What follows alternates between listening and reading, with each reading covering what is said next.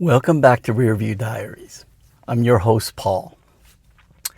For those of you who have watched several of my episodes, as you know, I am exploring the amazing and inspiring strangers that I met during driving a rideshare. And my friend was right. Every passenger is going to be a random stranger.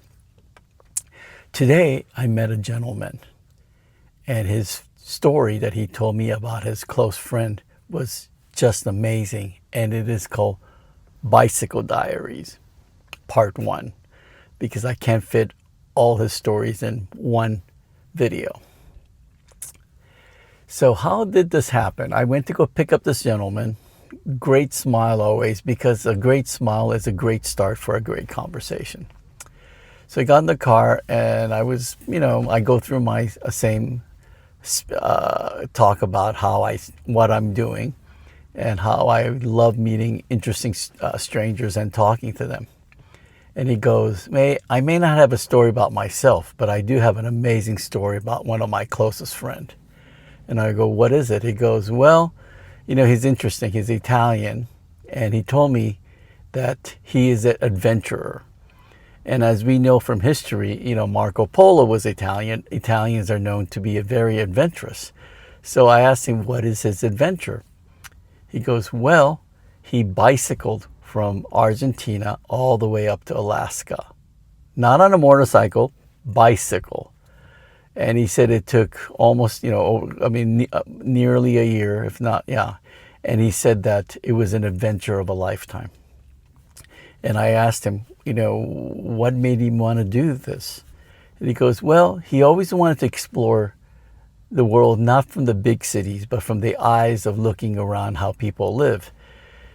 And he went on and told me that at first there was some hesitation about doing this adventure. First, he knew that just watching the news, and we watch the news and social media, how dangerous the world could be, or how, people are very, not the kindest or the nicest. But anyway, so he said, you know what, let's go see what the world was all about. So he started to bicycle. And as he started bicycling, this is the same common theme that happens. But he said, my friend has like the best, just intoxic smile that makes you want to draw in to talk to him. So I told him someday I would love to meet him. But regardless, he started to ride his bicycle up north, and he realized, along the way, he stopped at small little towns, ate, and then he met people there, and he was shocked how generally kind people were. So one of the good things about his friend, he told me, is that he has lots of handyman skills.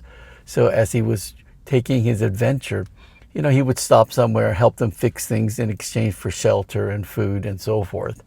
And at the same time, he would befriend them. And in a lot of cases, he doesn't even speak the language. So he would just smile and communicate by hand, he said. And you'll be shocked how much you could communicate without using words. So he continued on through his adventure through Argentina, went all the way across. He actually crossed the Panama Canal, which was amazing. And then, he ended up in Alaska. But the thing that was so intriguing about his adventure is that his friend told him that, more you get to meet people and their background and their surrounding, more you realize how kind and nice they were. And, sometimes he would stop and, he would speak and, sing in Italian. He would cook them Italian in some places. And he said he made really lots of interesting friends and communities as he progressed his journey. He said, some parts were rough, but he made it through. I asked him how many tires did he go through, and he did not know, but I'm pretty sure he went through a lot. And can you imagine traveling almost nearly a year just wearing a backpack? And that's what he did. And he said he learned how to, he was very, very self-sufficient. And, and sometimes he slipped off on the side of the road. Sometimes he slept in somebody's backyard, at somebody's house. He said that he was just generally amazed how people were kind to him.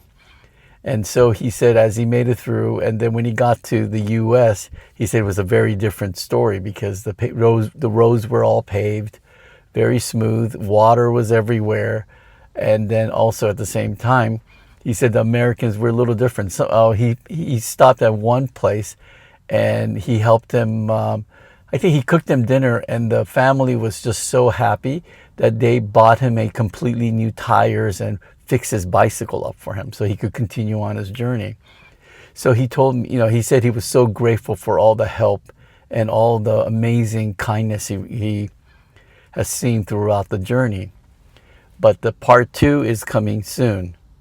So wait till what he did on part 2 of his journey. But anyway, I just want to thank you guys for joining me again on Rearview Diaries. Please, there might be an interesting stranger sitting next to you. If you have a chance to go talk to them, they may even have a story that may intrigue you. But most importantly, I think communicating and talking to people is a great way to bring a better and wonderful life around us. So please go and say hi to a random stranger. If you like my videos, please subscribe and like, and then also it would be wonderful if you could share, and I would love to hear your comments on some of your adventures. Anyway, thank you again for spending your precious time with me. I'm your host, Paul.